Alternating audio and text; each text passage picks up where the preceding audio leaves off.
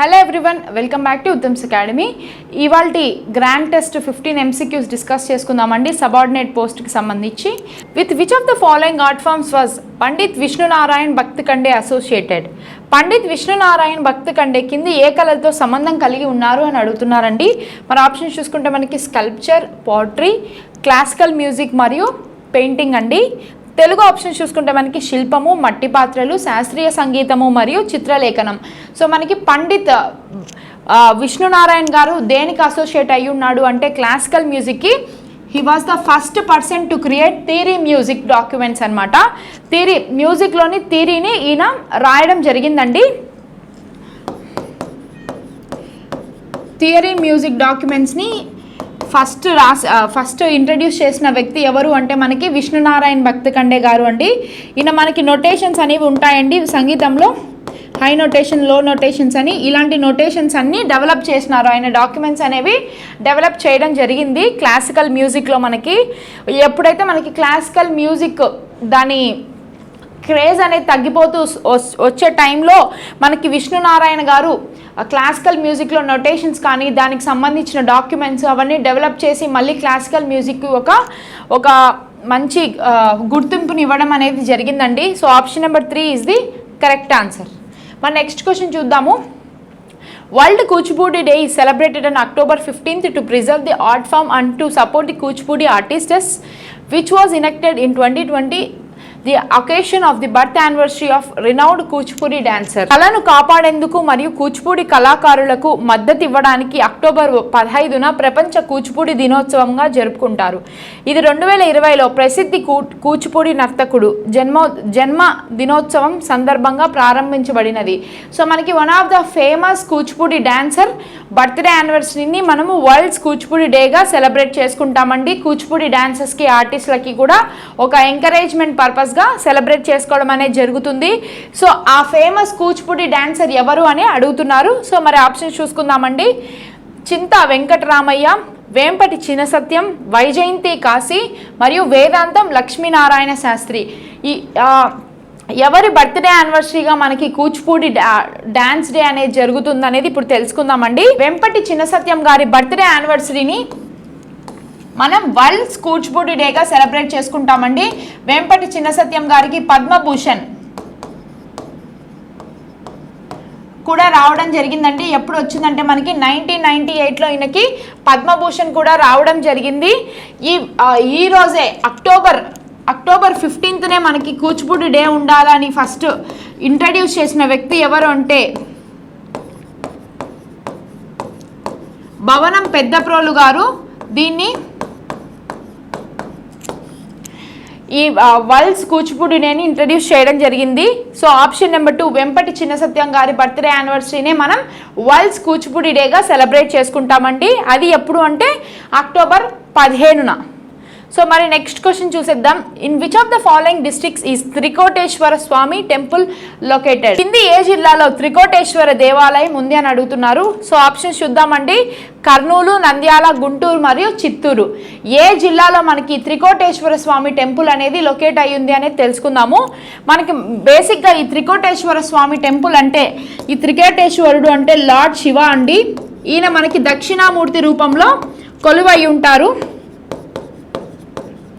So Dakshinamurthy రూపంలో మనకి ఈ త్రికోటేశ్వర స్వామి అనేది ఆ దేవాలయంలో ఉంటారండి. ఈ దక్షిణామూర్తి ఈ త్రికోటేశ్వర దేవాలయం అనేది ఎక్కడ ఉంది అంటే మనకి పలనాడులో ఉందండి. సో మనకి ఆప్షన్స్లో పలనాడు లేదు.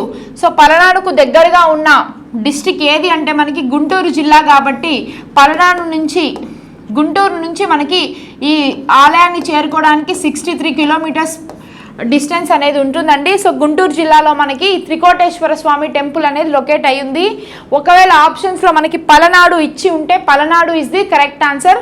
సో మనకి ఆప్షన్స్లో గుంటూరు ఇచ్చారు కాబట్టి Guntur will be the correct answer.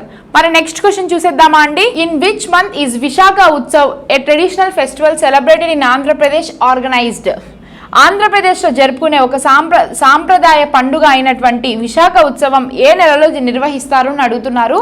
So మరి ఆప్షన్స్ చూసుకుంటే సెప్టెంబర్, మార్చ్, జూన్ మరియు డిసెంబర్ అండి. మనం ఏ నెలలో ఈ విశాఖ ఉత్సవాలు అనేవి జరుపుకుంటాము అంటే డిసెంబర్లో జరుపుకోవడం అనేది జరుగుతుంది ప్రతి ఏటా. మనకి ఈ విశాఖ ఉత్సవాలు ఎప్పుడు మొదలు పెట్టారు అంటే జరుపుకోవడం 1998 నుంచి డిసెంబర్ నెలలో ప్రతి ఏటా ఈ విశాఖ ఉత్సవాలు అనేవి జరుగుతూ వస్తున్నాయి ఆంధ్రప్రదేశ్లో. ఇది మనకి గవర్నమెంట్ ఆఫ్ ఆంధ్రప్రదేశ్ సెలబ్రేట్ చేస్తూ వస్తుందండి. So option number 4 is the correct answer. మరి నెక్స్ట్ క్వశ్చన్ చూద్దామండి. For which of the following dance form is Padma Bhushan recipient Guru Vempati Chinna Satyam renowned for having training hundreds of students? Padma Bhushan Guru Vempati Chinna Satyam garu కింది ఏ నాట్య రూపంలో వందలాది మందికి శిక్షణ ఇచ్చేందుకు ప్రసిద్ధి చెందారు అని అడుగుతున్నారు. సో మనం ఇందాకనే డిస్కస్ చేసుకున్నామండి ప్రీవియస్ క్వశ్చన్లో.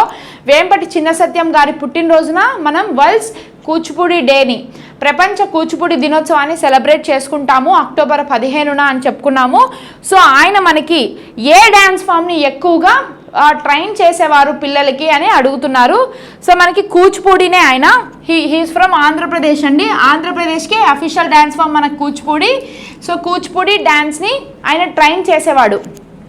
సో మనకి ఆయన ఒక అకాడమీ అనేది కూడా స్టార్ట్ చేయడం జరిగిందండి 1963లో. ఆయన కూచిపూడి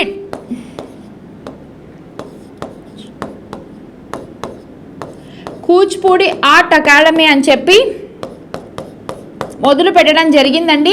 ఈ కూచిపూడి ఆర్ట్ అకాడమీలోనే మనకు one of the biggest celebrities కానీ వాళ్ళు అందరూ వేంపటి చిన్నసత్యం ఆయన దగ్గరే మనకి డ్యాన్స్ అనేది నేర్చుకోవడం జరిగిందండి. 1963లో ఈ అకాడమీని ఆయన మొదలు పెట్టడం జరిగింది. So option number 1 is the correct answer. మరి నెక్స్ట్ క్వశ్చన్ చూసేద్దాం. Which of the following statements is true? కింది వాక్యాల్లో ఏది నిజము? సో స్టేట్మెంట్స్ చూసుకుంటే మనకి Indian concept such as rasa and bhava is a classical dances originated from the Bharata's Muni's Natya Shastra. Bharatanatyam is originated in Odisha. So మనకి కింద ఇచ్చిన వాటిలలో మనకి ఏది కరెక్ట్ స్టేట్మెంట్ అని అడుగుతున్నారు. సో శాస్త్రీయ నాట్యంలోని రాస మరియు భావ వంటి భారతీయ పద్ధతులు అయిన భరతముని నాట్య శాస్త్రం నుంచి ఉద్భవించాయి అని చెప్తున్నారండి. మన నెక్స్ట్ వాక్యం చూసుకుంటే భరతనాట్యం ఒడిస్సాలో ఉద్భవించింది అని చెప్తున్నారు. దీనిలో మనకి కరెక్ట్ స్టేట్మెంట్ ఏది అనేది కనుక్కుందాము. సో మనకి భరతముని గారు రచించిన నాట్య శాస్త్రంలోనిదే ఈ భరతనాట్యం అనేది. భరతనాట్యంలోనే మనకి రాస మరియు భావ అని రెండు వన్ ఆఫ్ ద ఇంపార్టెంట్ ఎక్స్ప్రెషన్స్కి సంబంధించిన స్టెప్స్ అండి అవి, రాస మరియు భావ అనేవి. ఇది మనకి ఫస్ట్ స్టేట్మెంట్ అనేది కరెక్ట్ స్టేట్మెంట్ అండి. భరతనాట్యం అనేది స్పెసిఫిక్గా ఒరిజినేట్ అయ్యింది ఎక్కడి నుంచి అంటే తమిళనాడు అండి. తమిళనాడు అఫీషియల్ డ్యాన్స్ ఫామ్ కూడా మనకి భరతనాట్యమే. ఇది one of the famous South Indian dance form అని కూడా చెప్పుకోవచ్చు. ఒడిస్సాలో మనకి ఇది ఒరిజినేట్ అవ్వలేదు కాబట్టి option number 2 statement number 2 is the wrong answer. ఇప్పుడు మనకి ఏది కరెక్ట్ స్టేట్మెంట్ అంటే ఓన్లీ 1 కాబట్టి option number 4 is the correct answer అండి. ప్రకటన 1 మాత్రమే నిజము. What is the traditionally depict in the Pulivesham tiger dance folk dance of Andhra Pradesh? ఆంధ్రప్రదేశ్లోని పులివేష జానపద నృత్యాల్లో సాంప్రదాయంగా ఏమి చిత్రీకరించబడుతుంది అని అడుగుతున్నారు. సో మరి తెలుగులో ఇంగ్లీష్లో చూసుకుంటే tiger chasing a dear in the forest, A tiger and an Archer participating in a symbolic performance, A tiger guarding the temple of village diet, A group of tigers dancing while celebrating the harvest festival. అడవిలో ఒక పులి ఒక జింకను వెంబడిస్తుంది. ఒక పులి మరియు ఒక విల్లుదారుడు ఒక చిహ్నమైన ప్రదర్శనలో పాల్గొంటారు. గ్రామ దేవతల ఆలయాన్ని కాపాడుతున్న ఒక పులి పంట పండుగను జరుపుకుంటూ పులుల సమూహం నాట్యం చేస్తుంది. సో మనకి ఈ పులివేషం డ్యాన్స్, టైగర్ డ్యాన్స్ అంటే ఏంటి అంటే ఇద్దరు డాన్సర్స్ ఉంటారండి. ఒక డాన్సర్ మనకి వేటగాడిలాగా మనకి డ్రెస్సింగ్ అనేది చేసుకుంటారు. ఇంకొక డాన్సర్ మనకి టైగర్ లాగా ఎల్లో మరియు black, yellow and black paint వేసుకొని టైగర్ లాగా మాస్క్ పెట్టుకొని ఉంటారండి. ఒక వేటగారు ఆ టైగర్ని ఫాలో చేస్తూ వెంబడిస్తూ చేసే పర్ఫార్మెన్సే ఈ పులివేషం పర్ఫార్మెన్స్ అండి. ఇది మనకు ఆంధ్రప్రదేశ్లో one of the famous folk dance. So option number 2 is the. So మెయిన్గా మనకి పర్ఫార్మెన్స్ అనేది ఎప్పుడు చేస్తారు అంటే దసరా టైంలో మనకి పర్ఫార్మెన్స్ అనేది పర్ఫార్మెన్స్ అనేది చేస్తారు. Consider the following statements. The Palnadu Veera Charitra history of Palnadu warriors was performed by the Pichhikuntla community. The story of Bobbili Balanagamma was sung by Dasari community. The Budiga Jangamma songs the stories of Yellamma and Pochamma. పలనాటు వీర చరిత్రను పిచ్చికుంటలకు చెందిన సమాజం ప్రదర్శిస్తుంది. బొబ్బిలి బాలనాగమ్మ కథను దాసర్లు సమాజం పాడుంది. బుడిగా జంగాలు ఎల్లమ్మ మరియు పోచమ్మ కథలను పాడారు. సో దీనిలో మనకి ఏది కరెక్ట్ స్టేట్మెంట్ అనేది తెలుసుకుందామండి. సో మనకి పలనాటి వీర చరిత్ర అనేది మనకి పిచ్చకుంట్ల కమ్యూనిటీ వాళ్ళు పర్ఫామ్ చేస్తారు అనేది ఒక కరెక్ట్ స్టేట్మెంట్ అండి. బొబ్బిలి బాలనాగమ్మ అనే ఈ స్టోరీని ఎవరు పర్ఫామ్ చేస్తారు అంటే దాసరి కమ్యూనిటీ వాళ్ళు పర్ఫామ్ చేస్తారు అని చెప్తున్నారు. సెకండ్ స్టేట్మెంట్ కూడా మనకి కరెక్ట్ స్టేట్మెంటే అండి. మరి ఏ స్టేట్మెంట్ తప్పు అంటే బుడిగా జంగమాస్ స్టోరీ ఆఫ్ ఎల్లమ్మ పోచమ్మ వాళ్ళ స్టోరీస్ పాడుతారు అనేది మనకి తప్పు స్టేట్మెంట్స్ అండి. బుడిగా వాళ్ళు పర్ఫామ్ చెయ్యరు. ఎవరు పర్ఫామ్ చేస్తారు అంటే మాతాస్ మరియు జోగీస్ అండి. ఈ రెండు ట్రైబ్స్ మనకి ఆ పాటని అనేది పాడడం జరుగుతుంది. So 1 and 2 is the correct statement కాబట్టి option number 2 is the correct statement. 1 and 2 only. Consider the following statements. Tolu Bommalata is a shadow puppetry tradition popular in certain regions of state of Andhra Pradesh and Karnataka. These performances are primarily based on epics such as Ramayana, Mahabharata, Mariyu Vaishnava text. The leather puppets used in Tolu Bommalata are crafted in districts such as Guntur and Andhra Pradesh. దీనిలో మనకి correct statement ఏది అనేది కనుక్కుందామండి ఇప్పుడు. So మరి second కూడా చూసుకుంటే తోలు బొమ్మలాట ఆంధ్రప్రదేశ్ మరియు కర్ణాటక రాష్ట్రాల్లోని కొన్ని ప్రాంతాల్లో ప్రాచుర్యంలో ఉన్న నీడ నాటక సాంప్రదాయము. ఈ ప్రదర్శనలో ప్రధానంగా రామాయణం, మహాభారతం మరియు వైష్ణవ గ్రంథాల వంటి మహాకావ్యాల ఆధారంగా ఉంటాయి. తోలు బొమ్మలాటలో ఉపయోగించే తోలు బొమ్మలు ఆంధ్రప్రదేశ్లోని గుంటూరు వంటి జిల్లాల్లో తయారు చేయబడతాయి అని చెప్తున్నారు. సో మనకి తోలు బొమ్మలాట అంటే షాడో పపెట్రీ అనేది అందరికీ తెలుసు అండి. ఇది మనకి తెలంగాణలో one of the famous, Telangana, Andhra, కర్ణాటకలో ఈ తోలు బొమ్మలాట అనేది ప్రదర్శన అనేది జరుగుతూ ఉంటుందండి. మనకి దాంట్లో రామాయణం గురించి కానీ, మహాభారతం గురించి కానీ, లేదంటే ఇంకా డిఫరెంట్ స్టోరీస్ గురించి కానీ మనకి one of the white cloth అనేది కప్పడం జరుగుతుందండి. ఒక స్క్రీన్ లాగా వైట్ క్లాత్ని పెట్టి ఆ వైట్ క్లాత్ వెనకాల ఒక లైట్తో షాడోస్ అనేవి పడతాయి. తోలు బొమ్మలు చేతికి వేసుకొని వాళ్ళు పర్ఫామ్ చేయడం అనేది జరుగుతుందండి క్యారెక్టర్స్ని. సో 2 and 3 కూడా కరెక్ట్ ఆన్సర్ అండి. గుంటూరులో తోలు బొమ్మల్ని తయారు చేస్తారు అనేది కూడా మనకి కరెక్ట్ స్టేట్మెంట్ కాబట్టి option number 4, 1, 2 and 3 is the correct statement. With recording the peacock dance performed by the Kondas in Andhra Pradesh, consider the following statements. The Kondas, also known as Samlas, inhabited in the plain regions of Godavari and Krishna district. In the peacock dance, an instrument called pirodi and a small bells owned on the wrist and used to create a musical rhythms. The dancers wore colorful turbans made from the locally grown grass and tie peacock feathers around their wrist. So మరి తెలుగులో చూసుకుంటే ఆంధ్రప్రదేశ్లోని కోండులు చేసే మయూర నాట్యంలో విషయాల్లో ఈ కింది ప్రకటనలు పరిగణించండి. సమన్లు అని కూడా పిలుచబడే కోండులు గోదావరి మరియు కృష్ణాలోని సామల ప్రాంతాల్లో నివసిస్తారు.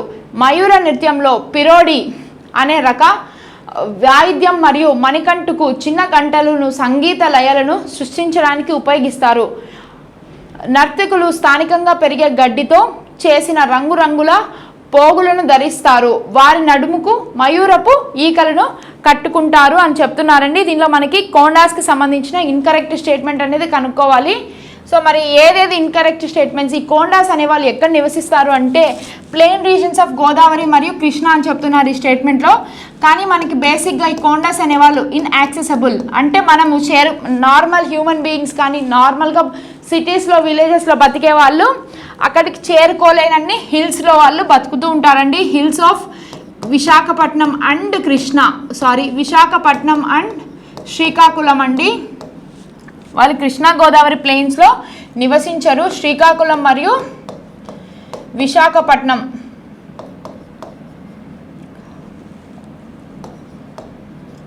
సో మనకి ఎక్కడ ఉంటారు వాళ్ళు అంటే శ్రీకాకుళము మరియు విశాఖపట్నంలోని ఇన్యాక్సెసబుల్ హిల్స్లో వాళ్ళు బతుకుతూ ఉంటారు.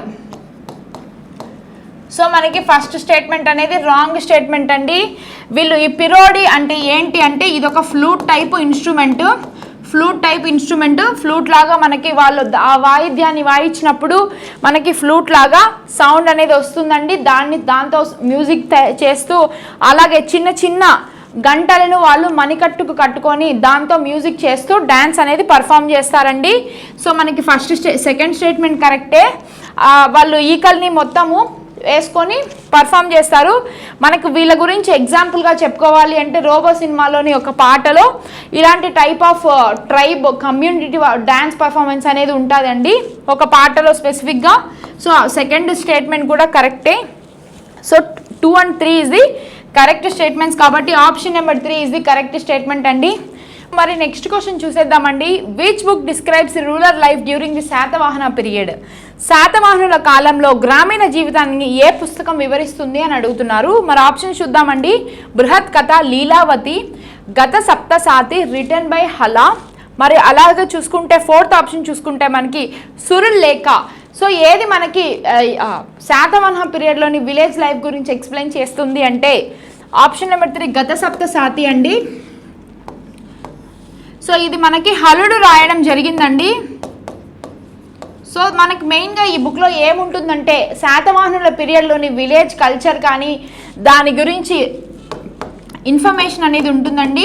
మెయిన్గా మనకి ఈ వీడియోలో మెయిన్గా మనకి ఈ బుక్లో ఈ గత సప్తసాతిలో ఏముంటుందంటే విలేజ్ కల్చర్ గురించి, శాతవాహనుల పీరియడ్లోని విలేజ్ కల్చర్ గురించి, అలాగే మనకి లవ్ థీమ్స్ గురించి కూడా ఈ బుక్లో మెన్షన్ చేయడం జరిగిందండి. థర్డ్ వచ్చేసి రూరల్ లైఫ్. సో మనకి ఇది ఏ లాంగ్వేజ్లో రాసి ఉన్నారు అంటే ప్రాకృతంలో రాయడం జరిగిందండి. ప్రాకృతి. సో మనకి ప్రాకృతి లాంగ్వేజ్లో రాయడం జరిగిందండి. ఇది ఈ క్వశ్చన్. నెక్స్ట్ క్వశ్చన్ చూసేద్దామండి. సో మన నెక్స్ట్ క్వశ్చన్ చూస్తే which inscription records the death of queen Rani Rudrama Devi? So మనకి రాణి రుద్రమదేవి మరణాన్ని ఏ శాసనంలో నమోదు చేస్తుంది అని అడుగుతున్నారు. సో మరి ఆప్షన్స్ చూసుకుంటే చందుపట్ల ఇన్స్క్రిప్షన్, విలాస కాపర్ ప్లేట్స్, కలువచేరు ఇన్స్క్రిప్షన్ మరియు ద్రాక్షారామం ఇన్స్క్రిప్షన్. సో చందుపట్ల శాసనము, విలాస రాగి పలక, కలువచేరి శాసనం మరియు ద్రాక్షారామం శాసనం అండి. ఏ శాసనంలో మనకి క్వీన్ రుద్రమదేవి డెత్ గురించి మెన్షన్ చేశారు అంటే మనకి చందుపట్ల శాసనంలో మెన్షన్ చేయడం జరిగిందండి. ఈ చందుపట్ల శాసనంలో రుద్రమదేవి గురించి కాకుండా రుద్రమదేవి మరణం, క్వీన్ రుద్రమదేవి అండ్ జనరల్ అప్పటి మిలిటరీ జనరల్ అయిన మల్లికార్జున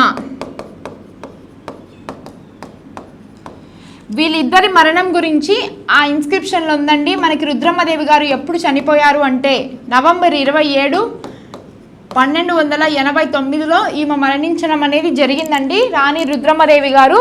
సో మనకి ఇవి ప్రస్తుతం నల్గొండ డిస్టిక్లో ఉందండి. ఈ చందుపట్ల అనే గ్రామంలో ఈ చందుపట్ల ఇన్స్క్రిప్షన్ నల్గొండ డిస్టిక్లో ఉంది, తెలంగాణ స్టేట్లో. సో మనకి ఇవి ఎప్పుడు దొరికాయి ఈ ఇన్స్క్రిప్షన్స్ అంటే 1994లో దొరకడం జరిగిందండి నల్గొండ జిల్లాలో. Option number 1 is the correct answer. Which of the following statements is incorrect? కింది వాణిలో సరైనది కానిది ఏది అని అడుగుతున్నారు. Prolaya Vema Reddy was the founder of Kondavidu kingdom. Kondavidu was the capital of Kondavidu Reddy kings. Rachavema Reddy was the Reddy king who introduce puriti pannu birth tax. Nannaya was the one who earned the title Sahaja Kavi, natural poet during the era of Reddy Kings. So మనకి సహజ కవి అనే బిరుదు మనకి ఎవరికి నన్నయ్య గారికి రావడం జరిగింది. ఎప్పుడు రావడం జరిగింది అంటే రెడ్డి కింగ్స్లో ఆయనకి బిరుదు రావడం జరిగింది అని చెప్తున్నారు. సో మనకి దీంట్లో ఇన్కరెక్ట్ స్టేట్మెంట్ ఏది అనేది ఇప్పుడు గెస్ చేద్దామండి. ఈ ప్రోలయ వేమారెడ్డి అనే ఆయననే మనకి కొండవీడు రాజస్థాపకుడు అండి. కొండవీడు అనుకునేది కొండవీడు రెడ్డి రాజుల రాజధానిగా కూడా మనకి కొండవీడు ప్రాంతం అనేది ఉండింది అప్పట్లో. రాజవేమ రెడ్డి గురించి మనం ప్రీవియస్ క్లాసెస్లో కూడా డిస్కస్ చేస్తామండి. ఆయన మనకి పురిటి పన్నును ఇంట్రడ్యూస్ చేయడం జరిగింది, న్యూ బార్న్ బేబీ ట్యాక్స్ అని కూడా చెప్పడం జరిగిందండి. నన్నయ్య గారికి మనకి సహజ కవి అని బిరుదు అనేది రావడం జరిగింది అంటున్నారు. మనకి నార్మల్గా సహజ కవి కాదండి, ఆయన ఆది కవి. ఆయన బిరుదు ఏంటి అంటే నన్నయ్య గారికి బిరుదు ఆది కవి అండి. ఈయన మనకి రాజరాజ నరేంద్రుని కాలంలో ఆస్థానిగా కవిగా పనిచేయడం జరిగిందండి. So 4th statement is the incorrect statement. Regarding the Nayakara system, which of the following statement is incorrect? నాయకార విధానం గురించి ఇవ్వబడిన వాటిలో కింది వాణిలో సరైనది కానిది ఏది అని అడుగుతున్నారు. నాయకర విధానం అనున్నది విజయనగర సామ్రాజ్యం కాలంలో ఉండెను. ఈ నాయకుల జీతం బదులుగా అమరం అనే భూమిని ఇచ్చేవారు. ఇది వంశ పారంపర్యంగా ఉండేది. వీరి శిస్తు పన్నులచే సైన్యం పెంచి పోషించి వచ్చిన పన్నులతో తమ అవసరాలను తీర్చుకుంటూ యుద్ధాల సమయంలో సహాయకంగా రాజులకి సైన్యాన్ని పంపించేవారు. సో మరి ఇంగ్లీష్లో చూసుకుందామండి. The Nayakara system existed during the period of Vijayanagara Empire. These Nayakas, chiefs, were granted land as known as Amaram in their line of salaries. This system was hereditary in nature. They collected taxes, maintained an army, utilizes the revenue to maintain their own needs, and dispatches troops to assist the king during the times of war. So మనకి నాయకరాస్ అనేది శాతవాహనుల కాలంలో Vijayanagara umpire కాలంలో ఈ నాయకరా system అనేది ఉండిందండి. So some group of people Nayakaras లాగా ఉంటారు. వాళ్ళు ఆర్మీని మెయింటైన్ చేస్తూ విజయనగర కింగ్స్ వాళ్ళకు కొన్ని అమరం అనే పేరుతో ల్యాండ్లు అనేవి ఇవ్వడం జరుగుతుందండి. వాళ్ళు ఆ ల్యాండ్ల నుంచి ట్యాక్సెస్ అనేవి కలెక్ట్ చేసి ఆ గ్రూప్ని మెయింటైన్ చేస్తూ ఉంటారండి. ఎప్పుడైతే మనకి ఈ ఎంపైర్లో కానీ విజయనగర ఎంపైర్లో రాజుల కాలంలో ఏమన్నా యుద్ధాలు జరగాలి అన్నప్పుడు వారు ఆ కింగ్స్ ఆ నాయకరాస్ అనే ఆ గ్రూప్ని వాళ్ళకి హెల్ప్ అడగడం జరుగుతుందండి. సో వాళ్ళు సపోర్ట్ చేయడం జరుగుతుంది వార్ టైంలో. దీన్ని మనం ఈ నాయకరా పీరియడ్స్ అనేవి విజయనగర ఎంపైర్లో ఉండినాయి. దాని తర్వాత కాలక్రమేణా అవి తగ్గుతూ వచ్చాయి. దాని తర్వాత ఎవరి రాజ్యంలో వాళ్ళ సొంత ఆర్మీని బిల్డ్ చేసుకోవడం అనేది స్టార్ట్ చేశారు. మనకు అది తాతల కాలం నుంచి వచ్చిన వంశ పారంపర్యమైన అది వంశ పారంపర్యంగా వచ్చే విధానం ఏమి కాదు. అది కొన్ని రోజుల తర్వాత ఫేడ్ అవుట్ అవుతూ వచ్చింది. కాబట్టి ఫస్ట్ నాయకరా అనేది ఉండింది కాబట్టి ఫస్ట్ స్టేట్మెంట్ కరెక్ట్ అండి. సెకండ్ స్టేట్మెంట్ అమరం అని ల్యాండ్ ఇచ్చేవాళ్ళు, అది కూడా మనకి కరెక్ట్ స్టేట్మెంటే. ఇది వంశ పారంపర్యంగా ఉండేది, సో కాదండి. సో మనకి కొన్ని ఇయర్స్ తర్వాత అది ఫేడ్ అవుట్ అవుతూ వస్తుంది. వీళ్ళు పన్ను కలెక్ట్ చేస్తూ కింగ్స్ని హెల్ప్ చేసేవాళ్ళు కాబట్టి ఇది కూడా correct. So option number 3 is the correct answer. Who is the person who served as Andhra secretary for Bal Gangadhar Tilak's home rule movement, help to propagate it and subsequently earn the title of Andhra Tilak? So మనకి ఆంధ్ర తిలక్గా పేరు మనకి ఇక్కడ చూస్తుంటే తెలుగులో చూద్దామండి. Bal Gangadhar Tilak home rule ఉద్యమం నుండి ఆంధ్ర కార్యదర్శిగా పనిచేసి వాటిని వ్యాప్తి చేసి ఆంధ్ర తిలక్ అనే పేరుని ఎవరు పొందారు అని అడుగుతున్నారు. సో మనకి ఆంధ్ర తిలక్ అంటే మనకి ఎవరిని పిలుస్తాము అంటే గడిచెర్ల హరి సర్వోత్తమం గారు ఆంధ్ర తిలక్గా మనం పిలవడం అనేది జరుగుతుందండి.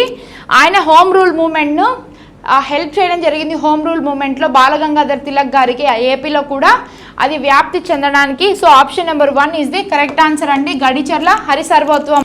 శృంగార Naishadham, one of the Panchakavyas 5 great epics in Telugu literature. తెలుగులో పంచకావ్యాల్లో ఒకటైన శృంగార నైషధంని ఎవరు రచించారు అని అడుగుతున్నారు. నాచన సోముడు, శ్రీనాథ, అలసాని పెద్దన్న మరియు ఆల్ ఆఫ్ ది అబో. ఈ శృంగార నైషధం అనేది వన్ ఆఫ్ ద గ్రేటెస్ట్ ఎపిక్స్లో ఒకటండి. దాన్ని రచించింది ఎవరు అంటే శ్రీనాథుడు రచించడం అనేది జరిగింది. Option number 2 is the correct answer. Which of the following statement is incorrect? The former name of Rayalaseema region was Datta Mandalam. The name Rayalaseema was coined by Gadicherla Hari Sarvottam Rao in 1928 during the Andhra Mahasabha held in Nandyala in Kurnool. The name Rayalaseema was originally suggested by Chilukuri Narayana Rao. The grand old man of Rayalaseema is Uyalavada Narasimha Reddy. So దీనిలో మనకి incorrect statement ఏది అని అడుగుతున్నారు, find out చేద్దామండి. కింది వాణిలో సరైనది కానిది ఏది? రాయలసీమకు ముందు గల పేరు దత్తత మండలం. రాయలసీమ అనే పేరుని 1928లో కర్నూలులోని నంద్యాలలో జరిగిన ఆంధ్ర మహాసభల్లో భాగంగా గడిచెర్ల హరి సర్వోత్తమం రావు గారు పెట్టడం జరిగింది. ఆ రాయలసీమకు ఆ పేరుని మొదట సూచించింది చిలుకూరి నారాయణరావు. ఆ రాయలసీమకు కురవృద్ధుడు ఉయ్యాలవాడ నరసింహారెడ్డి అని చెప్తున్నారు. సో మనకి గ్రాండ్ ఓల్డ్ మ్యాన్ అనే బిరుదు ఉయ్యాలవాడ నరసింహారెడ్డిది అని చెప్తున్నారండి. కానీ మనకి ఈ బిరుదు ఎవరికి ఉంది అంటే కందుకూరి వీరేశ్వరలింగం గారి బిరుదు గ్రాండ్ ఓల్డ్ మ్యాన్ అండి. కందుకూరి వీరేశ్వరలింగం గారి ఇంకొక బిరుదు ఏంటి అంటే గ్రాండ్ ఓల్డ్ మ్యాన్ అండి. During the salt satyagraha who proclaimed we have brought the book of valour now reveal to us who the true hero is. ఉప్పు సత్యాగ్రహం సమయంలో వీరగంధము తెచ్చాము, వీరుడు ఎవరో తెలపండి అని అన్నది ఎవరు అని అడుగుతున్నారు. మరి ఆప్షన్ చూసుకుంటే వావీల గోపాలకృష్ణయ్య, తిరుపనేని రామస్వామి, గడిచెర్ల హరి సర్వోత్వంరావు మరియు none of the above. So వీరగంధము తెచ్చాము, వీరుడు ఎవరో తెలపండి అన్న మాటని ఎవరు అన్నారు అంటే తిరుపతినేని రామస్వామి గారు అనడం జరిగిందండి. Option number 2 is the correct answer. During the August Kranti, Quit India movement, where Andhra Pradesh did women's organize large-scale protection against the British. August Kranti, quit India ఉద్యమం సమయంలో ఆంధ్రప్రదేశ్ మహిళలు బ్రిటిష్ వారికి వ్యతిరేకంగా ఎక్కడ పెద్ద ఎత్తున నిరసనలు అనేవి నిర్వహించారు అని అడుగుతున్నారు. సో మనకి లార్జ్ స్కేల్ ఆఫ్ ఉమెన్స్ అనేవి రావడం జరిగింది. లార్జ్ స్కేల్ ఆఫ్ పీపుల్ వచ్చి ప్రొటెస్ట్ చేశారు అగైనెస్ట్ బ్రిటిష్ రూల్. అది మనకి ఏపీలో క్విట్ ఇండియా మూమెంట్ అని ఇండియాలో అంటాము. ఏపీలో మనకి ఆగస్టు క్రాంతి ఈ మూమెంట్ని ఎక్కడ ఎక్కువగా జరిపారు అని అడుగుతున్నారు. ఆప్షన్స్ చూసుకుంటే హైదరాబాదు, విజయవాడ, విశాఖపట్నం మరియు కర్నూలు. ఎక్కడ మనకి గ్రాండ్గా like large scale of people protest చేసింది ఎక్కడ అంటే విజయవాడలో చేశారండి. Option number 2 is the correct answer. Who was the prominent leader from Andhra who attended the historic ICC session in Bombay on August 8, 1942 where the Quit India resolution was passed. 1942లో August 8న quit India తీర్మానం ఆమోదించబడిన చారిత్రాత్మక AICC Bombay సమావేశానికి హాజరైన ఆంధ్రాకు చెందిన ప్రముఖ నాయకుడు ఎవరు అని అడుగుతున్నారు. సో మనకి All India Congress committee session 1942లో జరిగినప్పుడు అప్పుడు ఆ సెషన్లోనే మనకి క్విట్ ఇండియా మూవ్మెంట్ అనేది స్టార్ట్ అవ్వడానికి one of the big reason అండి ఆ సెషన్ అనేది. సో మనకి ఏపీకి చెందిన ఒక లీడరు ఆ క్విట్ ఇండియా మూవ్మెంట్ ఆ సెషన్లో పాల్గొనడం అనేది జరిగిందండి. ఆ లీడర్ ఎవరు అని అడుగుతున్నారు. ఆప్షన్స్ చూసుకుంటే టంగుటూరి ప్రకాశం, పట్టాభి సీతారామయ్య, బెజవాడ గోపాలరెడ్డి మరియు నీలం సంజీవారెడ్డి. ఎవరు పాల్గొనడం జరిగింది ఆ సెషన్లో అంటే ఆప్షన్ నెంబర్ 2 అండి. పట్టాభి సీతారామయ్య గారు పాల్గొనడం జరిగింది. Bhogaraju Pattabhi Sitaramayya garu is the correct answer. Option number 2 is the correct answer అండి. The Kondapalli fort build by Prolaya Vema Reddy of Kondavidu is located in. కొండవీడుకు చెందిన ప్రోలయ వేమారెడ్డి నిర్మించిన కొండపల్లి కోట డాష్లో ఉంది. ఎక్కడ ఉంది అనేది మనకి ఇప్పుడు తెలుసుకుందాము. ఆప్షన్ చూసుకుంటే తిరుపతి, విశాఖపట్నం, గుంటూరు మరియు విజయవాడ. కొండపల్లి బొమ్మలు అని కూడా ఫేమస్ అండి. ఈ కొండపల్లి ఫోర్ట్ అనేది మనకి విజయవాడలో ఉందండి. Option number 4 is the correct answer. దీన్ని నిర్మించింది ఎవరు అంటే ప్రోలయ వేమారెడ్డి గారు నిర్మించడం అనేది జరిగిందండి. సో మరి నెక్స్ట్ క్వశ్చన్ చూసేద్దాం. Based on the climate, soil type and rainfall into how many categories are the forest in Andhra Pradesh are classified. శీతోష్ణ స్థితి, నేల స్వభావము మరియు వర్షపాత ఆధారంగా ఆంధ్రప్రదేశ్ అడవుల్ని ఎన్ని రకాలుగా వర్గీకరించారు అని అడుగుతున్నారు. ఆప్షన్స్ చూసుకుంటే 3, 4, 5 మరియు 6. సో మనకి రైన్ఫాల్ అలాగే సాయిల్ టైప్ మరియు క్లైమేట్ ఇవన్నీ బేస్ చేసుకొని ఏపీలో మెయిన్గా ఎన్ని టైప్ ఆఫ్ ఫారెస్ట్లు ఉన్నాయని అడుగుతున్నారు. మనకి మొత్తం 4 టైప్ ఆఫ్ ఫారెస్ట్లు ఉన్నాయండి. ఆ ఫారెస్ట్ పేర్లు కూడా రాసుకుంటాము. ఒకటి వచ్చేసి మనకి డైడెసిడోరియస్ ఫారెస్ట్ అండి ఫస్ట్ది వచ్చేసి మనకి. సెకండ్ టైప్ వచ్చేసి మనకి మాయిస్ట్ డెసిడోసియస్ ఫారెస్ట్. థర్డ్ టైప్ చూసుకుంటే మనకి థ్రోనీ ఫారెస్ట్. ఫోర్త్ వచ్చేసి మనకి మ్యాంగ్రూవ్ ఫారెస్ట్. సో మనకి క్లైమేట్, సాయిల్ మరియు రైన్ఫాల్కి సంబంధించి ఈ 4 టైప్ ఆఫ్ ఫారెస్ట్ అనేవి ప్రెసెంట్ ఆంధ్రప్రదేశ్లో ఉన్నాయండి. మన నెక్స్ట్ క్వశ్చన్ చూసేద్దాం. Which district in Andhra Pradesh possesses the largest forest area according to the new district reorganisation. So అత్యధిక అడవి విస్తరణ కలిగిన ఆంధ్రప్రదేశ్ జిల్లా ఏది కొత్త జిల్లాల ప్రకారంగా. సో ప్రకాశం, వైఎస్ఆర్ కడప, అల్లూరి సీతారామరాజు మరియు చిత్తూరు డిస్టిక్ అండి. సో మనకి ఎక్కువగా ఫారెస్ట్ ఏరియా ఆఫ్టర్ 2025 రీఆర్గనైజేషన్ తర్వాత చూసుకుంటే ఎక్కువ ఫారెస్ట్ ఏరియా కలిగి ఉన్న డిస్టిక్ ఏది అంటే అల్లూరి సీతారామరాజు డిస్టిక్ అండి. సో ఇది మనకి ఆల్మోస్ట్ ఫారెస్ట్ ఏరియా కలిగి ఉంటుంది. ఈస్టర్న్ ఘాట్స్ హిల్స్ ఏరియా అంతా ఫారెస్ట్ కలిగి ఉంటుందండి. Option number 3 is the correct answer. ఎంత మనకు 8030 స్క్వేర్ కిలోమీటర్స్ ఆఫ్ ఫారెస్ట్ అనేది ఉంటుంది.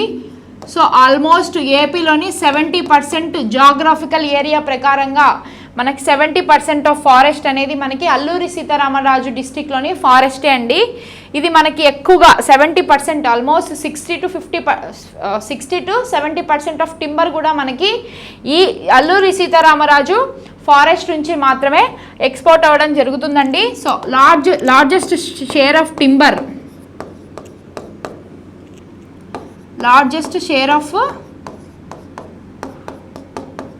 టింబర్ మనకి ఎక్కడ అంటే అల్లూరి సీతారామరాజు డిస్టిక్ నుంచి వస్తుందండి. Which district in Andhra Pradesh is primary producer of manganese ore? ఇక్కడ మనకి ప్రైమరీ ప్రొడ్యూసర్ అని అడుగుతున్నారు. సో ఆంధ్రప్రదేశ్లోని మ్యాంగనీస్ ఖనిజాలు ప్రధానంగా ఉత్పత్తి చేసే జిల్లా ఏది అని అడుగుతున్నారు. సో మనకి ప్రకాశం, అనంతపురం, శ్రీకాకుళం మరియు నెల్లూరు. ఎక్కడ మనకి ఎక్కువగా ప్రధానంగా ఉత్పత్తి చేసే జిల్లా ఏది అంటే శ్రీకాకుళం అండి. మొట్టమొదటిగా మనకి శ్రీకాకుళంలోనే ఈ మ్యాంగనీస్ ఓర్ అనేది దొరికిందండి. So option number 3 Srikakulam is the correct answer. Which of the following statements regarding the soil of Andhra Pradesh is incorrect? Predominantly alluvial soil are found in coastal regions of Andhra Pradesh. Laterite soils are formed through the process of leaching and resulting the high temperatures and heavy rainfalls. Red soil are formed in the Rayalaseema region due to low rainfall. Organic soils are referred to as self-cultivating soils. Andhra Pradesh తీర ప్రాంతాల్లో ప్రధానంగా ఒండ్రు నేలలు కనిపిస్తాయి. అత్యధిక ఉష్ణోగ్రత మరియు భారీ వర్షపాతం కలిగిన లీచింగ్ ప్రక్రియ వల్ల లేటరేట్ నేలలు ఏర్పడతాయి. రాయలసీమలో తక్కువ వర్షపాతం వల్ల ఎర్ర నేలలు ఏర్పడతాయి. స్వయం సాగు నేలలు అనేది సేంద్రియ నేలలను పిలుస్తారు. సో మనకి అలివెల్ సాయిల్ అనేది ఒండ్రు నేలలు అనేది ఆంధ్రప్రదేశ్ కోస్టల్ రీజన్స్లో ఎక్కువ కనపడతాయండి. ఈ లేటరేట్ సాయిల్స్ అనేవి తక్కువ హై టెంపరేచర్స్, హై రైన్ఫాల్స్ వల్ల ఈ లేటరేట్ సాయిల్స్ అనేవి ఫామ్ అవుతాయి. మనకి రెడ్ సాయిల్ అనేది ఎక్కువగా ఏపీలోని రాయలసీమలోనే కనపడుతుందండి because of low rainfall. So ఈ స్టేట్మెంట్ కూడా కరెక్టే. ఆర్గానిక్ సాయిల్స్ అనేవి సెల్ఫ్ కల్టివేటింగ్ సాయిల్స్ అంటున్నారు. కాదండి, మనకి black soil is the self cultivating soil అని కూడా చెప్పుకోవచ్చు. బ్లాక్ సాయిల్ని మనము నల్లరేగడి భూమిని మనము which of the following are physiographic divisions of Andhra Pradesh? ఈ కింది వాణిలో ఆంధ్రప్రదేశ్ భాగమైనవి ఏవి? ఈ కింది వాణిలో ఆంధ్రప్రదేశ్లో భాగమైనవి ఏవి అని అడుగుతున్నారు. Coastal plains, Eastern Ghats, western plateau మరియు all of the above. So coastal plains అనేవి ఆంధ్రప్రదేశ్లో కోస్టల్ లైన్ అనేవి వస్తాయి కాబట్టి కోస్టల్ ప్లెయిన్స్ ఆంధ్రప్రదేశ్లోకి సంబంధించినవే. ఈస్టర్న్ ఘాట్స్ మనకి అల్లూరి సీతారామరాజు జిల్లా అవన్నీ మనకి ఈస్టర్న్ ఘాట్స్ కిందికి వస్తాయి కాబట్టి ఇది కూడా మనకి ఆంధ్రప్రదేశ్లోని ఒక పార్టే అండి. వెస్టర్న్ ప్లాట్యూ అంటే మనకి డక్కన్ ప్లాట్యూని వెస్టర్న్ ప్లాట్యూ అని కూడా పిలుస్తాము. డక్కన్ ప్లాట్యూని వెస్టర్న్ ప్లాట్యూగా కూడా పిలుస్తాము. సో ఇది కూడా మనకి ఏపీకి సంబంధించిందే. సో అన్నీ మనకి ఏపీకి సంబంధించినవే కాబట్టి option number 4 is the correct answer అండి. Which of the following statements is correct? The states of Karnataka and Kerala states border with Andhra Pradesh. The Chitturu, Tirupati and Nellore districts of Andhra Pradesh states the border with Tamil Nadu. The standard meridian 82.5 east longitude passes through Kakinada in the states of Andhra Pradesh. దీనిలో మనకి correct statements ఏవి అనేది కనుక్కుందామండి. ఇప్పుడు కర్ణాటకతో ఆంధ్రప్రదేశ్తో కర్ణాటక, కేరళ రాష్ట్రాలు సరిహద్దును పంచుకుంటాయి. ఆంధ్రప్రదేశ్లోని చిత్తూరు, తిరుపతి, నెల్లూరు జిల్లాలు తమిళనాడుతో సరిహద్దును పంచుకుంటాయి. కాలమాన రేఖ 82.5 డిగ్రీల తూర్పు రేఖాంశం ఆంధ్రప్రదేశ్ రాష్ట్రంలోని కాకినాడ నుండా వెళుతుంది. సో మనకి ఫస్ట్ చూసుకుంటే కర్ణాటక బార్డర్ షేర్ చేసుకుంటుంది కానీ కేరళ అనేది షేర్ చేసుకోదండి. సో ఈ స్టేట్మెంట్ అనేది తప్పు స్టేట్మెంట్. చిత్తూరు, తిరుపతి మనకి తమిళనాడుతో షేర్ చేసుకుంటాయి కానీ నెల్లూరు షేర్ చేసుకోదు. ఎప్పటి నుంచి రీఆర్గనైజేషన్ తర్వాత నుంచి షేర్ చేసుకోదు. స్టాండర్డ్ మెడియన్ అనేది కాకినాడ నుంచి పాస్ అవుతుంది కాబట్టి only statement 3 is the correct answer. Which of the following statements regarding the Timileru River is correct. The Timileru Reservoir is located on Timileru River in Eluru district. The Timileru River flows into the Kolleru Lake. The Timileru Lake originated at Betupalli tank in Khammam district. So మనకి తిమ్మిలేరు reservoir అనేది మనకి ఎక్కడ ఉంది అంటే Eluru డిస్టిక్లోని తిమ్మిలేరు river మీద ఈ reservoir అనేది ఉందనేది కరెక్ట్ స్టేట్మెంటే అండి. అది కొల్లేరు లేక్లోకి ఫ్లో అవుతుంది అనేది కూడా కరెక్ట్ స్టేట్మెంటే. ఇది మనకి మెయిన్గా ఖమ్మం అంటే తెలంగాణ డిస్టిక్ నుంచి ఒరిజినేట్ అయ్యింది ఈ తిమ్మిలేరు నది అనేది. సో 3 స్టేట్మెంట్స్ కరెక్ట్ కాబట్టి all of the above is the correct answer. Next question చూసేద్దాము. Where is the Rajiv Gandhi national park located in Andhra Pradesh? Rajiv Gandhi national park ఆంధ్రప్రదేశ్లో ఎక్కడ కలదు అని అడుగుతున్నారు. సో ఆప్షన్ చూసుకుంటే కడప, తిరుపతి, విశాఖపట్నం మరియు శ్రీకాకుళం. ఎక్కడ ఉంది మనకి ఈ రాజీవ్ గాంధీ నేషనల్ పార్క్ అంటే కడప జిల్లాలో ఉందండి, దగ్గర నియర్ పొద్దుటూరు దగ్గర ఈ రాజీవ్ గాంధీ నేషనల్ పార్క్ అనేది ఉంది. Which of the following statements regarding the economist Amrit Sen is incorrect? ఆర్థికవేత్త అమృత్ సేన్ విషయంలో సరైనది కానిది ఏది అని అడుగుతున్నారు. Received Bharat Ratna award in 2002, received the Nobel prize in 1998, known as father of Indian economics, conducted research on welfare economics. So 2002లో భారతరత్న అవార్డు వరించినది, 1998లో గ్లోబల్ బహుమతి లభించినది, ఫాదర్ ఆఫ్ ఇండియన్ ఎకనామీ అని అంటారు, వెల్ఫేర్ ఎకనామీపై పరిశోధనలు చేశాను. సో మనకి దీంట్లో ఇన్కరెక్ట్ స్టేట్మెంట్ ఏది అనేది గెస్ చేద్దామండి. సో మనకి ఈయనకి భారత్ రత్న అనేది 2002లో వచ్చిందని చెప్తున్నారు ఈ స్టేట్మెంట్, కానీ ఈయనకి భారత్ రత్న అనేది 1999లో రావడం జరిగిందండి.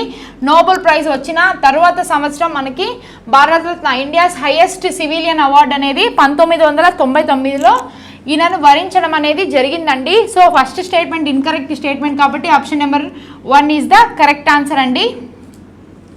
According to 2011 census, which district in Andhra Pradesh recorded the lowest literacy rate, thereby impacting the economic development indicators? 2011 జనాభా లెక్కల ప్రకారం ఆంధ్రప్రదేశ్లోని ఏ జిల్లా అతి తక్కువ అక్షరాస్యత రేట్ను నమోదు చేసి దాని ఆర్థిక అభివృద్ధిని కొలమానాలు ప్రభావితం చేసింది అని అడుగుతున్నారు. సో మనకి లోయెస్ట్ లిటరసీ రేట్ వల్ల ఎకనామిక్గా మనకి డెవలప్మెంట్ అనేది కూడా తగ్గి ఉన్న డిస్టిక్ ఏది అని అడుగుతున్నారు. సో మనకి ఆప్షన్ చూసుకుంటే కర్నూలు, విజయనగరము, కడప మరియు అనంతపురం అండి. ఏది అంటే ఆ డిస్టిక్ ఆప్షన్ నెంబర్ 2 విజయనగరం. విజయనగరంలో మనకి one of the least literacy rate మరియు ఎకనామిక్ గా వీక్ గా ఉన్న డిస్టిక్ మనకి విజయనగరం అండి యాజ్ పర్ 2012. నెక్స్ట్ క్వశ్చన్ చూద్దాము. In which year in Andhra university was in which year the Andhra university was established? Andhra విశ్వవిద్యాలయం ఏ సంవత్సరాన స్థాపించబడినది అని అడుగుతున్నారు. ఆప్షన్స్ చూస్తే 1920, 1926, 1930 మరియు 1937. ఎప్పుడు మనకి ఆంధ్ర యూనివర్సిటీ స్థాపించబడింది అంటే 1926లో స్థాపించబడిందండి. ఎప్పుడు మనకు అంటే ఏప్రిల్ 26 1926న స్థాపించబడింది. ఎక్కడ స్థాపించారు అంటే విశాఖపట్నంలో ఆంధ్ర యూనివర్సిటీ అనేది స్థాపించడం జరిగిందండి. విశాఖపట్నంలో స్థాపించారండి. Option number 2. మరి నెక్స్ట్ క్వశ్చన్ చూసేద్దామండి. Which of the following is the fundamental economic problem faced by all societies? అన్ని సమాజాలు ఎదుర్కొనే ప్రాథమిక ఆర్థిక సమస్య కింది వాటిలో ఏది అని అడుగుతున్నారు. సో ఆప్షన్ చూసుకుంటే మనకి ఇన్ఫ్లేషన్, అన్ఎంప్లాయ్మెంట్, స్కార్సిటీ మరియు రెసెషన్ అండి. సో మనకి one of the biggest society problem ఏంటి అని అడుగుతున్నారు దీంట్లో ఫండమెంటల్ ప్రాబ్లంగా. ఇన్ఫ్లేషన్ అంటే ధర పెరుగుదల. ఇప్పుడు మనము 2010లో 10 యాపిల్స్ 50 రూపీస్కి కొనుక్కుంటే అదే 2020-26లో 1 యాపిల్ 50 రూపీస్కి కొంటామండి. మనీ అనేది కాన్స్టెంట్గా ఉంటుంది కానీ ఐటమ్స్ అనేవి తగ్గిపోతూ వస్తాయి. దాన్ని ఇన్ఫ్లేషన్ అని పిలుస్తామండి. అన్ఎంప్లాయ్మెంట్ అంటే అందరికీ తెలిసినట్లే. సో ఒక స్టూడెంట్ గ్రాడ్యుయేషన్ కానీ ఏదన్నా స్టడీస్ పూర్తయిన తర్వాత ఎంప్లాయ్మెంట్ లేకుండా ఉంటే అన్ఎంప్లాయ్మెంట్ అంటారు. స్కార్సిటీ అంటే కరువు అండి. సో మరి స్కార్సిటీ అంటే మనకి కొరత. సో మనకి కొరత అంటే ఏం చెప్పుకోవచ్చు అంటే 10 పీపుల్కి 5 kgs ఆఫ్ రైస్ కావాలనుకుంటే కానీ మనకి 10 పీపుల్కి 2 kgs ఆఫ్ రైస్ మాత్రమే ఉంటుంది. సో దాన్ని మనం కొరత అని పిలుస్తాం కదండి. సో దాన్ని మనం స్కార్సిటీ అంటాము. రెసిషన్ అంటే ఉన్న పలంగా జాబ్స్ని రిమూవ్ చేసేయడం మనం రెసిషన్ కిందికి పిలుస్తాము. సో మనకి ఫండమెంటల్ సొసైటీ ప్రాబ్లం ఏంటి ఇప్పుడు అంటే కొరత అండి. స్కార్సిటీ ఆఫ్ ప్రతిదీ మనకు ప్రతి విషయంలో స్కార్సిటీ అనేది ఎక్కువగా ఉన్నది. సో రినూవబుల్ సోర్సెస్లో కానీ ఎనర్జీ సోర్సెస్లో పెట్రోల్ కానీ ఇలా చాలా స్కార్సిటీ అనేది ప్రజెంట్ సొసైటీస్లో ఉందండి. సో మరి నెక్స్ట్ క్వశ్చన్ చూస్తే which city in Andhra Pradesh is often cited as having India's first highest altitude broad gauge railway station? ఆంధ్రప్రదేశ్లోని ఏ నగరంని భారతదేశంలోనే మొట్టమొదటి అత్యంత ఎత్తైన బ్రాడ్ గేజ్ రైల్వే స్టేషన్గా తరచూ పేర్కొంటారు అని అడుగుతున్నారు. సో మనకి ఇండియాలోనే హైయెస్ట్ ఆల్టిట్యూడ్లో ఈ రైల్వే స్టేషన్ అనేది లొకేట్ అయ్యి ఉందండి. బ్రాడ్ గేజ్ రైల్వే స్టేషన్ అని కూడా చెప్పుకోవచ్చు. ఆప్షన్స్ చూస్తే మనకి అరకు, శివలిగూడ, బొర్రా కేవ్స్ మరియు తడ్యా. ఎక్కడ ఉంది ఈ రైల్వే స్టేషన్ అంటే మనకి అల్లూరి సీతారామరాజు డిస్టిక్ అయిన శివలిగూడలో మనకి రైల్వే స్టేషన్ అనేది ఉందండి. ఎక్కడంటే అల్లూరి సీతారామరాజు డిస్టిక్, అల్లూరి సీతారామరాజు డిస్టిక్లో ఉందండి. Option number 2 is the correct answer. Which of the following statement about the liver is true? కాలేయం గురించి కింది వాక్యాల్లో ఏది నిజము? సో మరి ఫస్ట్ స్టేట్మెంట్ చూద్దాము. It is located in the lower left part of abdomen. It is the largest internal organ in the human body. It lacks regenerative capacity. It has only one lobe. మరి తెలుగులో చూద్దామండి. ఇది ఉదరం యొక్క దిగువ ఎడమ భాగంలో ఉంటుంది. ఇది మానవ శరీరంలోనే ఇది మానవ శరీరంలోనే అతిపెద్ద అంతర్గత అవయవం. దీనికి పునరుత్పత్తి సామర్థ్యం లేదు. దీనికి ఒకే ఒక తమ్య ఉంది అని చెప్తున్నారండి. సో మనకి దీంట్లో ట్రూ స్టేట్మెంట్ ఏది ఎలా కనుక్కోవాలనేది ఇప్పుడు చూద్దామండి. ఫస్ట్ స్టేట్మెంట్లో చూస్తే లివర్ అనేది మనకి లోయర్ లెఫ్ట్ పార్ట్ ఆఫ్ అబ్డామిన్లో ప్లేస్ అయి ఉంటుంది అని చెప్తున్నారు. బేసిక్గా చెప్పాలి అంటే మనకి లివర్ అనేది అప్పర్ రైట్ అబ్డామిన్లో ప్లేస్ అయి ఉంటుందండి. లివర్ లొకేషన్ మన బాడీలో ఏంటంటే అప్పర్ రైట్ అబ్డామిన్ క్యావిటీలో మనకి లివర్ అనేది ఉంటుందండి. అబ్డామిన్ క్యావిటీలో లివర్ అనేది లొకేట్ అయి ఉంటుంది. సో ఫస్ట్ స్టేట్మెంట్ అనేది మనకి incorrect statement. Largest internal organ in the human body. So మనకి లివర్ అనేది ఇంటర్నల్ ఆర్గాన్ అండి. స్టమక్ లోపల ప్లేస్ అయి ఉంటుంది. అది మనకి one of the largest organ కూడా అని చెప్పుకోవచ్చండి. సో సెకండ్ స్టేట్మెంట్ అనేది ట్రూ. మరి థర్డ్ స్టేట్మెంట్ చూస్తే it lacks regenerative capacity. So మనం బేసిక్గా లివర్కి ఒక one of the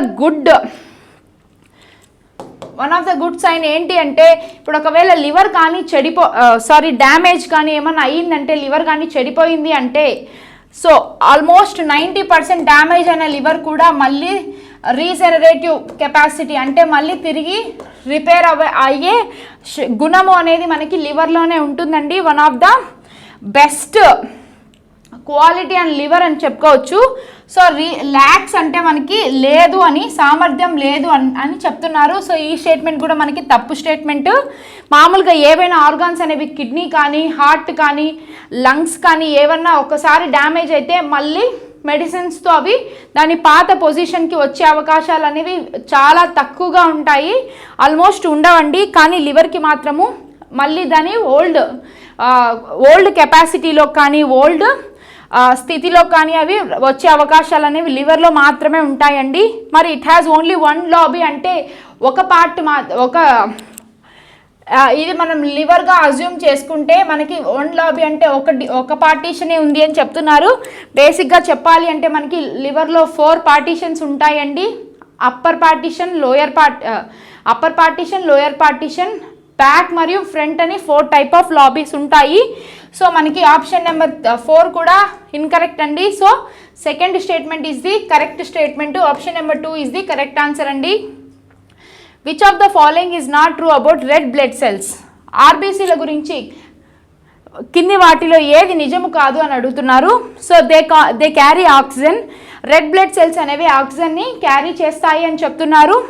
they are biconcave in shape. Biconcave షేప్లో మనకి రెడ్ బ్లడ్ సెల్స్ అనేవి ఇలా ఈ షేప్లో ఉంటాయండి. సో మనకి అవి హిమోగ్లోబిన్ అనే ఒక కంటెంట్ వల్ల రెడ్ కలర్లో కనిపిస్తాయి మనకి బ్లడ్లో. ఇవి మనకి ఆక్సిజన్ క్యారీ చేసే మెయిన్ సెల్స్ అండి ఇవి. They possess nucleus, they formed in the bone marrow.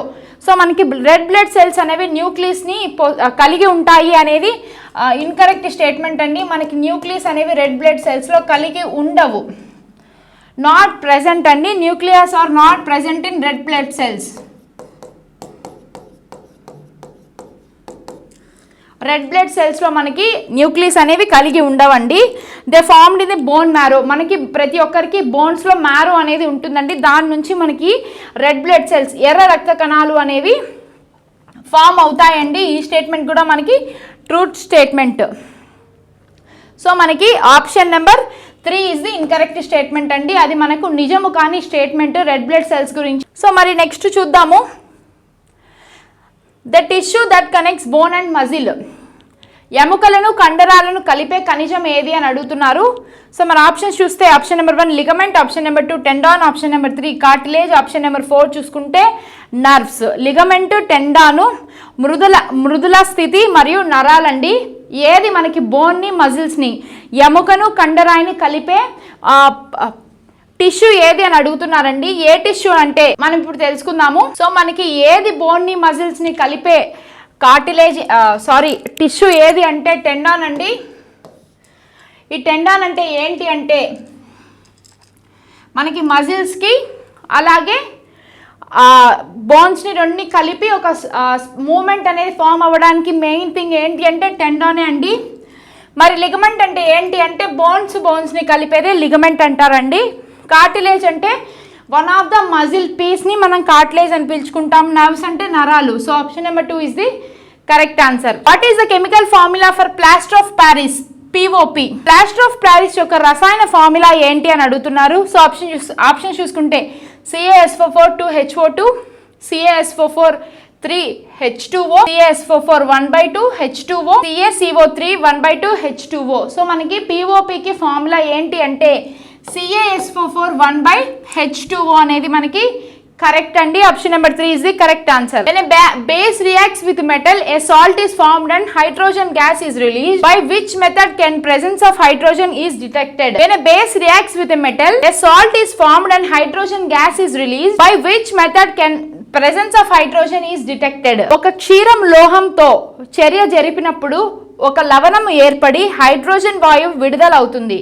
Hydrogen ఉనికిని ఏ పద్ధతి ద్వారా గుర్తించవచ్చు అని అడుగుతున్నారండి. సో మనకి ఒక బేస్, యాసిడ్ బేసెస్ అని 2 టైప్స్ ఉంటాయి కదండి. సో దాంట్లోని బేసెస్ మెటల్తో రియాక్ట్ అయినప్పుడు ఒక సాల్ట్ అనేది ఫామ్ అవుతుందండి. ఆ ఫామ్ అయ్యే ప్రాసెస్లో హైడ్రోజన్ గ్యాస్ అనేది రిలీజ్ అవుతుంది.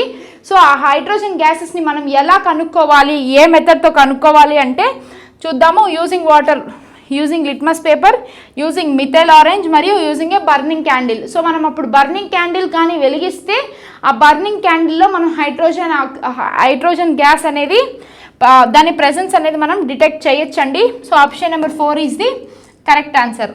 మరి నెక్స్ట్ క్వశ్చన్ చూద్దాము. According to the reports from Feb 2026, which location in Andhra Pradesh was the selected for the construction of India's largest integrated battery hub? ఫిబ్రవరి 2026 నివేదికల ప్రకారం ఆంధ్రప్రదేశ్లో భారతదేశపు అతిపెద్ద సంయుక్త బ్యాటరీ కేంద్రం నిర్మాణానికి ఏ ప్రదేశాన్ని ఎంపిక చేశారు అని అడుగుతున్నారు. సో మనం రీసెంట్గానే డిస్కస్ చేసుకోవడం జరిగిందండి బ్యాటరీ హబ్ అనేది ఏపీలో. సో వారే బ్యాటరీస్ వాళ్ళు ఈ బ్యాటరీ హబ్ని ఇంట్రడ్యూస్ చేయాలనుకుంటున్నారు.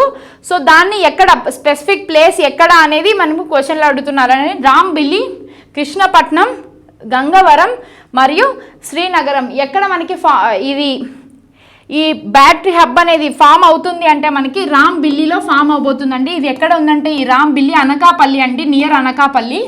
సో ఇక్కడ రాస్తాను. సో నియర్ అనకాపల్లి వద్ద ఈ బ్యాటరీ హబ్ అనేది, ఇంటిగ్రేటెడ్ బ్యాటరీ హబ్ అనేది స్టార్ట్ అవ్వడం జరుగుతుంది. Option number 1 is the correct answer.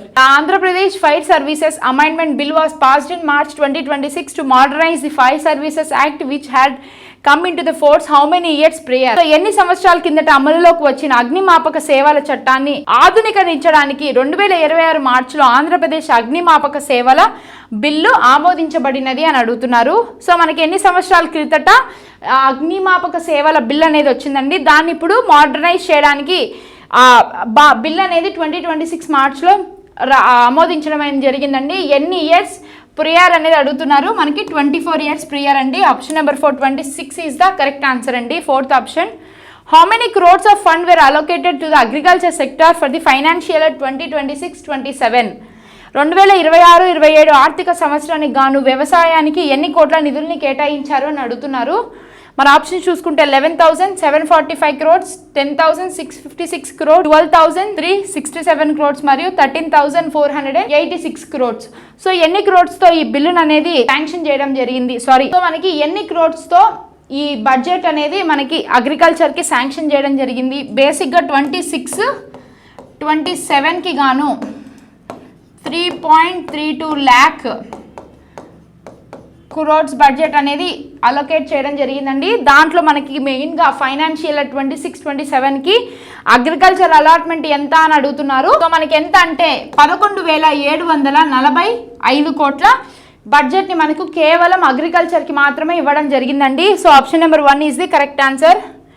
What is the name of initiative launched by the Andhra Pradesh government in March 2026 to address the escalating human wildlife conflicts caused by leopards and wild boars? చిరుత పులులు మరియు అడవి పందుల వల్ల పెరుగుతున్న మానవ మరియు వన్యప్రాణుల సంఘర్షణలను పరిష్కరించడానికి 2026 మార్చిలో ఆంధ్రప్రదేశ్ ప్రభుత్వం ప్రారంభించిన కార్యక్రమం పేరు ఏమిటి అని అడుగుతున్నారు. సో ఈ క్వశ్చన్ మనకి చాలాసార్లు అడిగారు. సో మనకి project cheetah, project Hanuman, project Vanyarakshak మరియు ప్రాజెక్ట్ అగ్రి సేఫ్ గార్డ్. ఆ ప్రాజెక్ట్ ఏంటి అంటే ప్రాజెక్ట్ హనుమాన్ అండి. ఇది మన పవర్ స్టార్ పవన్ కళ్యాణ్ గారు మొదలుపెట్టిన స్కీమ్. సో మనకి ఈ స్కీమ్ ద్వారా ఏంటంటే ఒకవేళ వైల్డ్ లైఫ్ వల్ల ఏదైనా హ్యూమన్ లైఫ్కి ఏమైనా ఇంజురీ కానీ జరిగింది అంటే దానికి మనకి 2 లక్షల రూపాయల డబ్బులు అనేవి గవర్నమెంట్ ఇస్తుందండి. ఒకవేళ లెపర్డ్స్ వల్ల కానీ ఏమైనా డెత్ కానీ కాజ్ అయితే 10 lakh రూపీస్ అనేది వాళ్ళ ఫ్యామిలీస్కి ఇస్తారండి ఈ ప్రాజెక్ట్ హనుమాన్ ద్వారా. So option number 2 is the correct answer. The Andhra Pradesh Legislative Assembly passed the Andhra Pradesh Fire Services Amendment Bill March 2020. What is the primary objective of Manamitra program introduced in Andhra Pradesh? ఆంధ్రప్రదేశ్లో ప్రవేశపెట్టిన మనమిత్ర కార్యక్రమం యొక్క ప్రధాన లక్ష్యం ఏమిటి అని అడుగుతున్నారు. So మనకు ఆప్షన్స్ చూద్దామండి. To promote tourism, digital education for children, to improve governance through WhatsApp, direct agriculture subsidies. పర్యాటకానికి ప్రోత్సహించడం, పిల్లల కోసం డిజిటల్ విద్య, వాట్సాప్ ద్వారా పాలన మెరుగుపరచడం, ప్రత్యక్ష వ్యవసాయ రాయితీలు. సో మనకి దేనికి మనమిత్ర అనే ప్రోగ్రామ్ని స్టార్ట్ చేశారు అంటే to improve the governance through WhatsApp అండి. ఎలాంటి ఏమైనా సర్టిఫికేట్స్ కావాలి అన్నా మనం డైరెక్ట్గా ఆఫీస్కి వెళ్ళకుండా మనకు వాట్సాప్ ద్వారానే ఈ సర్టిఫికేట్స్ కానీ ఏమన్నా గవర్నమెంట్కి సంబంధించిన స్కీమ్స్ యొక్క డీటెయిల్స్ కానీ మనకి వాట్సాప్లోనే వచ్చేస్తాయండి. సో మనకు ఒక నెంబర్ అనేది ఇవ్వడం జరుగుతుంది. ఆ నెంబర్కి కానీ మన ప్రాబ్లమ్ని మెసేజ్ చేస్తే వాళ్ళు డైరెక్ట్గా దానికి సొల్యూషన్ అనేది ఇస్తారండి. So option number 3 is the correct answer. Which company is investing 8,175 crores to construct 16 watts gigahertz lithium ion giga factory in Anakapalli, Andhra Pradesh? మనం ఇందాక ప్రీవియస్ బిట్స్లో డిస్కస్ చేసుకున్నామండి. ఏ కంపెనీ వాళ్ళు 8,175 crores ఇన్వెస్ట్ చేసి బ్యాటరీ హబ్ని పెడుతున్నారు ఆంధ్రప్రదేశ్లో అంటే వారి ఎనర్జీస్ అండి. సో ఎక్కడ పెడుతున్నారు అంటే రాంబిల్లి, అనకాపల్లి.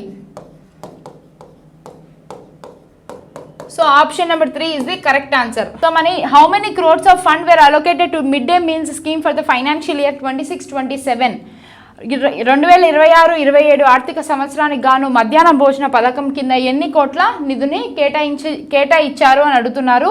సో మనకి మిడ్ డే మీల్స్ ప్రోగ్రామ్ అనేది స్కూల్ ఎడ్యుకేషన్ థీమ్ కిందకి వస్తుందండి. మనకి one of the highest allocations ఏవి అంటే స్కూల్ ఎడ్యుకేషన్స్కే ఇచ్చారండి బడ్జెట్. దాంట్లో భాగమే ఈ mid day meals scheme. Mainly స్పెసిఫిక్గా ఈ మిడ్ డే మీల్స్కి మనకి ఎన్ని కోట్ల బడ్జెట్ అనేది ఇచ్చారు అనేది చూద్దామండి. సో మనకి ఎన్ని కోట్ల బడ్జెట్ని ఇచ్చారు అంటే 2,161 కోట్ల బడ్జెట్ని మనకి మిడ్ డే మీల్స్ ప్రోగ్రామ్కి ఇవ్వడం జరిగిందండి. మరి లాస్ట్ అండ్ ఫైనల్ క్వశ్చన్ చూద్దాము. Panchayati Raj day is observed annually on April 24th. What is the theme for Panchayati Raj Day? Sashakti Panchayat, Sarvangina Vikas, Sarvangin Panchayat మరియు సశక్తి వికాస్, సశక్తి పంచాయత్ మరియు సశక్తి వికాస్, సర్వాంగని పంచాయతీ మరియు సర్వాంగన వికాస్. మనకి పంచాయతీ రాజ్ డే థీమ్ ఏంటి అని అడుగుతున్నారు. సో ఏంటి థీమ్ 2026 థీమ్ కంటే సశక్తి పంచాయత్ మరియు సర్వాంగిన్ వికాస్ అండి. Option number 1 is the correct answer. So ఇది మనకి పంచాయతీ రాజ్ యొక్క థీమ్ 2026 అండి. సో ఇది ఇవాల్టి గ్రాండ్ టెస్ట్ 15 MCQs అండి. Thank you and have a nice day.